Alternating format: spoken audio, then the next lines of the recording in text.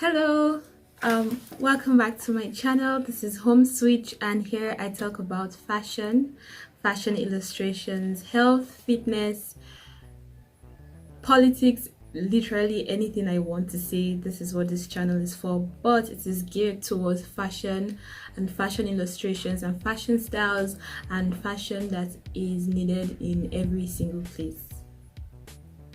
Now, with that being said, today we're not actually saying anything fashion related. I know I just went on a small rant about what this channel is about, fashion. But I did say it was about anything I wanted to talk about. So today we're talking about how to reduce anxiety. That's what I figured I should talk about, because we are currently in a situation where things are so tense. Everyone is so tense, everyone is worried, everyone is bothered about the current situation, and it's not a joke. It's a real pandemic, it's a real virus out there, and people are sick, people are dying, but there are more people alive and more people healthy. So for that, that's something to be happy about, that there are still people alive and people that are actually healthy. And that's what I'm here for those that are just home having conversations with themselves in their head, or having conversations with the camera like I am right now, and are having some sort of anxiety or panic. I just wanted to share a few ways that you could reduce that panic and reduce how you're currently feeling. Now, this is something that I have done, and I know that it works. And it's not like some theory. I am not a therapist, so let's start there. But this is something that I did because recently I had like a few panic moments. Like, not a few, I had a lot of panic moments. Like, I would wake up in the morning and I would feel the tips of my hand, the tips of my fingers tingling. Like, it wasn't a good feeling. I'm not someone who is used to having anxiety or even panic, except if it's triggered by something. But on my own, I'm pretty relaxed, I'm pretty chilled, I don't stress about much. The anxiety has been due to different things, not directly from the fact that there is a pandemic going on, but the result or the consequences of the fact that there is a virus going on. It has had to, I don't know, basically stop and pause my life. And that's not usually a good thing. Like, when you have to stop dead in your tracks with whatever plans that you have and goals that you want to achieve, and suddenly you can't go anywhere, you can't do anything, you can't move forward with whatever plans that you had, you suddenly become restless, and the uncertainty gives you a lot of anxiety. Let's see what we can do and things that we can practice to reduce anxiety. That's why we're here, and I hope these things actually work for you, because it did work for me. And it wasn't easy. It wasn't like a walk in the park. I actually had to give myself time, and just time to feel what I was feeling and then start working on myself, because staying in a state of panic and actually allowing yourself to dwell there is not a very good feeling. So let's start with number one is waking up in the morning and having time for yourself. I can't stress how important that is. Like I mentioned earlier, when I woke up previously, I had tingling sensations in my fingertips, and that's my own sign to say that I was anxious or something was wrong, and that's how my body reacted to it. So I figured, what can I do when I wake up and I have this feeling and I need to take it down? What you do first thing in the morning is take time for yourself. If you don't have a schedule to meet at a particular time, that means you have time for yourself, especially if you're like we are now, isolated or quarantined or just having to stay at home. When you wake up, take time for yourself. Don't run out of bed. Where are you running to? Where are you running? Why are you running? Why are you running? Why are you running? When you wake up, calm down, relax. Nobody's chasing you. Wake up, take a deep breath. Look at the ceiling, look at your bed. Don't look at your phone. That thing is look at the ceiling, look at the surroundings of your room, and just take a deep breath and just pace yourself, pace your mind, and give yourself a flow for the day. Don't rush into the day, especially if you have time. Don't rush into the day. If you have a particular schedule to meet, if you then wake up earlier before that. If you have a particular schedule to meet, wake up before that and give yourself time to settle into the day before you actually go into the day itself, before you start your daily schedule. Now, so what are the things you can do when you wake up in the morning? Like I said, when you wake up, take a deep breath, calm down, pace your heart rate, pace yourself, follow the rhythm of your breath. Literally. For someone like me, you pray. If you're a praying person, if you're a person of faith, pray that God will give you the strength for the day. God will give you the guidance to go through the day, and God will give you the opportunity to share happiness and receive happiness, and that every stress and every burden that you feel, you're giving it all to Him, and you're receiving His strength and His love to be able to share to others. Just give yourself time. If you have other prayer points and other things that are important to you, add them to the list. I mean, like I said, for me, it's not the pandemic itself that is causing the anxiety, but the consequences of the pandemic. So whatever is causing or triggering your anxiety, put it in the hands of God if you're a person of faith. And if you're not, whatever routine that you do in the morning, then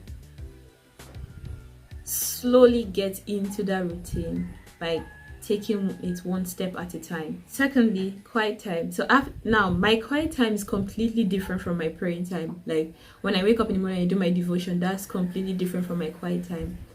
I just wake up, and after I pray, I just sit down and I stare. Like I stare at nothing. I think about nothing. I don't do anything. I just stare.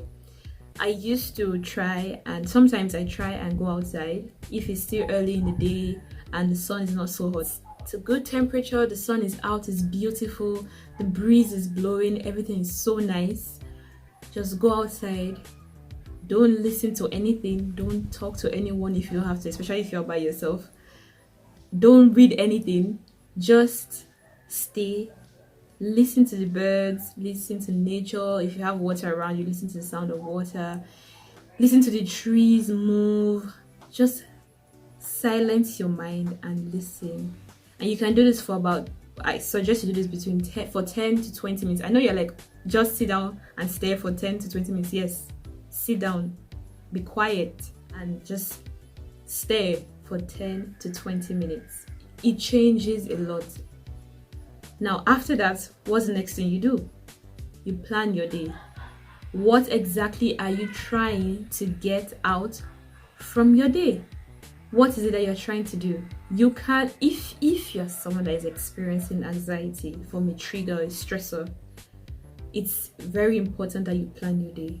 Because if you go about your day without having a plan, you end up doing nothing. And when you end up doing nothing, you have time to worry, you have time to panic, you have time to be destabilized, and hence anxiety. Fill your schedule up, like make yourself busy. It doesn't have to be strenuous work where you are physically exhausted. Mix it up between physical activity and mental activity, and then just fill up your day with something useful, something calm, and something relaxing. That was my laptop. Hold on a second. Now on to the next point. I suggest that as you go through your day, you follow a particular rhythm. Like, I'm a very audio oriented person. I'm also a physically oriented person, but the sounds of things really get to me. So when I have a calm music or an uplifting music at the background of my day, it makes all the difference. So you want to put, if you like music, you want to put something that is upbeat, something that is like, that gets you going, gets you in the mood, gets you in the groove to go through your plan, to go through your daily activity, to get through whatever it is you want to do for the day. That's a good plan. Okay, so let's talk about the things that you want to do as you get through your day, like how you want to get through your day, things that will help you to get through the day and reduce anxiety. Now, I suggest you exercise. So one of the things that helps me is exercising. There's something about exercising. I know not many people like this. I understand. I know how you feel, but just try it. Just try it. It doesn't have to be anything that will kill you, but you want to raise your heartbeat. You want to open up your body, open up your muscle, move your muscle, and then it just kickstarts the day, and you have this amazing feeling for the rest of the day. And it doesn't, like I said, it doesn't have to be anything that will drop you. It can just be something that will calm you, give you a pace for the rest of the day. Now, something else you want to do is focus on something that is important to you. Whatever it is that is important to you, do that. Like, focus on it. If you're students, like I mentioned before, get your studying going. Now, disclaimer, I am a student. I do not want to study. Facts. I do not want to study. Like, there's no other way to say it. But you have to. Facts. You have to study. There is no way around it. There's no going back. You just have to study. That does not mean that I study though. But I have been studying more. Like, I have given myself time for the day to study. If I miss my time for the day to study, then I'll just take the whole of the next day and study, since I missed the time because as far as I'm concerned, I have to make up for the previous one. But you don't have to do that. Find a schedule that works for you. If you think, I understand that studying in this period is very hard because one, you have all the time in the world, and two, sometimes it's just like, what's the point? Like, why am I studying? What's the point? Like, what is the point? Because we don't even know when school is going to open back up, so what is the point of studying? But you cannot think like that, because by the time school reopens, you want to be ready. You don't want to be back. You don't want to be backwards and backtracked, and we need to get this degree and be out of here, like, seriously. So what you want to do is prepare ahead. Now, you don't have to spend 6 hours studying, although if you do have a goal you're meeting, I suggest, yes, 6 hours, 8 hours, 10 hours, 14 hours, 24 hours. It's all up to you. But if you're trying to get in the groove of things and just trying to move through the day without feeling this anxiety, give yourself 1 hour, 2 hours, 3 hours tops, and study. Don't stress it. Take your time. Study for the first 30 minutes. Take a break. 10 minutes break. Come back, another 30 minutes. 10 minutes break. Another 30 minutes. 10 minutes break. Move your studying pattern around. You can use a video, textbooks, online sources, questions. Switch the whole thing so you are not just bored. You are not just there staring at one line for like 30 minutes, and that one line didn't even stick. So yes, you want to move your sources around. So you want to go textbooks, questions, videos, online sources, diagrams, whatever it is you need to study, go right ahead. Like I said, if you have a business, do the same thing. Get more information about your business, get more information about your competitors, get more information about how to grow your business, how to expand the audience you're trying to reach, the customers you're trying to reach. Improve on what your main purpose is. Whatever that is important to you, focus on it. Another point is, you want to focus on one thing at a time. If you're studying, if you're planning your business, if you're trying to take care of the kids, focus on one thing at a time. It's hard to do, I understand, but it's something that is necessary. Focus on one thing at a time. Don't disrupt your flow. Keep the flow, okay? Remember, keep the flow, keep your energy, keep your vibe. It's not going to be easy to do, but you want to keep your vibe. So as you're focusing on one task, you know, that's all I'm doing for the next 2 hours. For the next 1 hour, this is one thing I am doing. Something else I would like to suggest is that you avoid triggers. I don't listen to news unless it's necessary. Now, whether I want to listen to news or not is not even important, because once you open your Instagram, oh, COVID-19, blah, blah, blah, blah, blah. You open Twitter, blah, the coronavirus, blah, blah, blah, blah, blah. Then you get WhatsApp, like, broadcasts talking about updates on the virus and the numbers of deaths and the numbers of recoveries, and it doesn't really matter if you want to hear the information about the pandemic or not, you are going to get it. However, you get to limit the information you get. If you're not turning on your phone and not going on to social media and not trying to go on news outlets 247, then you will not be stressed. Yes, you will end up getting some sort of information about the pandemic at some point, but your whole day is not filled with trigger about the virus. So if the pandemic is not what's triggering you, try to limit yourself from whatever that is causing the trigger. If it's your job, I know many people have issues with their jobs and it's not the easiest. How I like to think about things is look at it from a different point of view. First of all, you have a job, so congratulations, and we're grateful for that. So thankfully you have a job, you have a source of income. It might not be what you want, you might not be where you want to be, and the income might not even be anything to write home about, but it's what you have at the moment, and it's supplying an income, and you have something to do. So for this point, look at it from that point and then give it your best. The Bible says whatever a man finds his hand doing, he should do it well. I paraphrase, but there's a verse like that. So if you find your hand doing something, if you have a job, if you're an employee, do it well. And then your allocated time, focus on it and do your job. And then when you get home, give yourself all the tender, loving care that you can muster. Okay? This is a very big one. All other points I've mentioned, they are routines, they are actions, they are the flow of things. But the first one that I mentioned, which is calm yourself down in the morning, and this one that I'm about to mention, they are so important. Let me tell you why. This point is talk positively to yourself. You are in full control of your thoughts. Your thoughts are yours. They are in your head. They are yours. You're in control of your thoughts. And as long as you have control of your thoughts, you have control over your mind. Now, your mind is like a powerhouse. See, if you focus your mind on something, you will get it done. It's not even a joke, it's real fact. Focus your mind on something and you'll get it done. You'll find a way through a rock if you have to. So speak positively to yourself. Whenever your mind starts to wander, bring it back and speak positively to yourself. You want to affirm yourself. You want to tell yourself the things that are good about you, the things that are good around you, and the things that are good for you to come. Like the things that are good for you in the future. You want to speak positively to yourself. Don't say, oh, I'm a warrior, I have anxiety. The more you say I have anxiety or I'm an anxious person, the more it's more likely to be a reality. Like the more you say it, the more you are that person.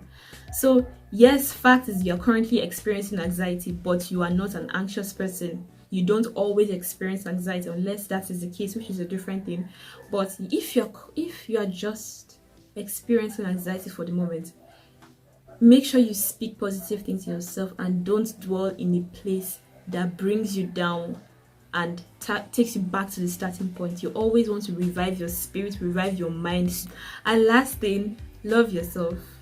Like, what more can I say about that? You are yourself. Before you, there was you. After you, there will be you. It is you, yourself, and you. Will be myself now.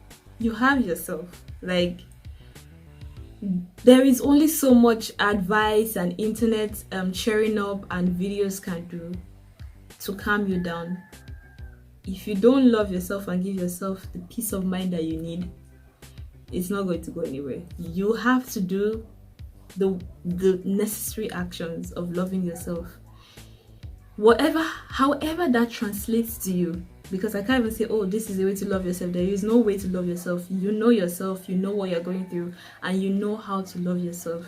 So, my dear humans, please love yourself. Love yourself from the top of your head to the sole of your feet.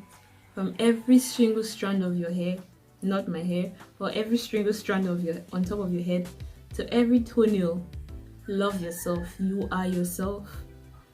and you are responsible for your happiness, for your calmness, for everything that surrounds you. You want good energy around you, you want good vibes around you, you want the things that surround you to exude light, and you are in control of that.